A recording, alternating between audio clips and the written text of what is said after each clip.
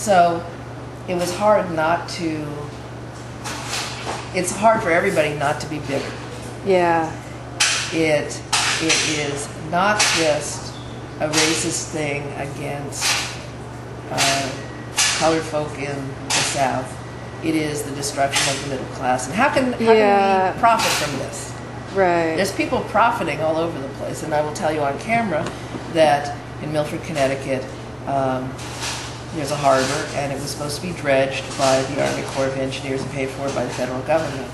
And our mayor announced last month that it couldn't be done. The citizens would have to pay for it because the Army Corps of Engineers is busy in New Orleans. Now, we're in New Orleans. There's no Army Corps of Engineers doing anything here. And I know a consultant who was training people from the Army Corps of Engineers last week to go to Iraq to build power plants. Right. So there's a question of priorities and morality, basic morality, in what we decide is important for our government to do. Because, like, you were talking about the destruction of the middle class and, you know, the diaspora and, you know, people had to fend for themselves. I don't want to live in that kind of America. I want to live in the kind of America where we really accept that we're all in this together. Well, and you can see that there are people that say, I have 2 pots, take one of mine. Exactly. People already have that feeling at the grassroots in their communities, but it doesn't trickle up.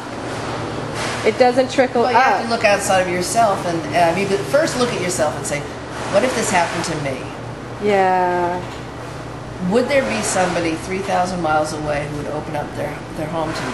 What is my safety net?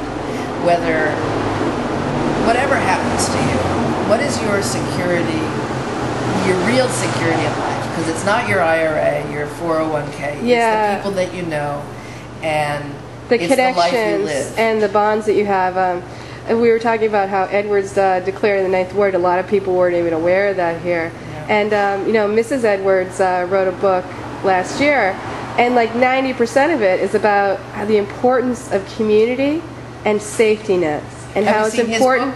Yeah. The one about houses? Home. And it's got photographs of houses. It's really cool. And it was that was a really unique perspective for a politician to take. And for Mrs. Edwards to have that book about, you know, the grieving process with her son, and how those connections that she made in her life, that's when it comes down to it. When the rubber hits the road, that's the only thing you got. Well, I think if you can grieve with somebody, and that is actually enough.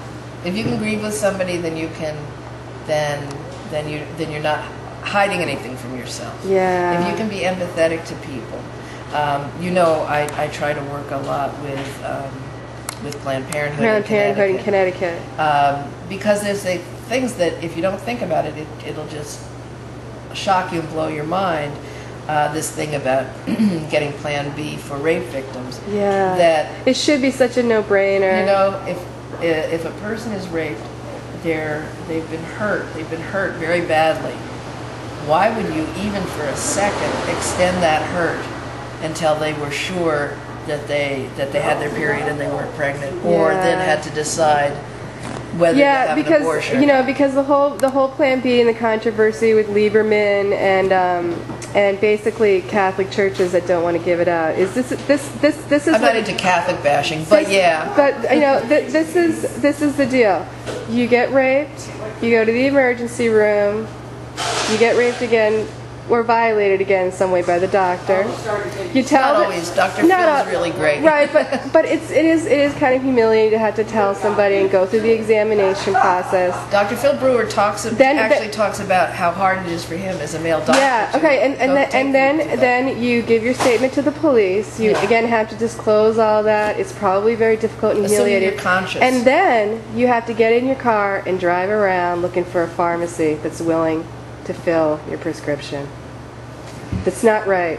And when what happened here happened, I thought, oh my God, what about people who won't have their birth control pills? What about people who won't have the necessities of their lives?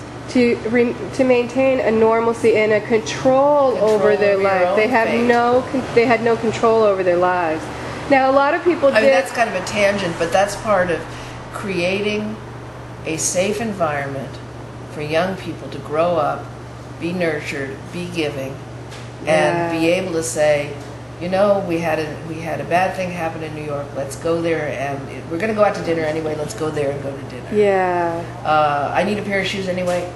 I'm going to go to the small store and buy a pair of shoes. I don't have to go to the mall or the super shoe store. Right. They don't need me. Yeah. They can afford to let me go buy my jewelry at a small shop, or You know, I might not get the greatest selection, but I'm putting something important back into my community.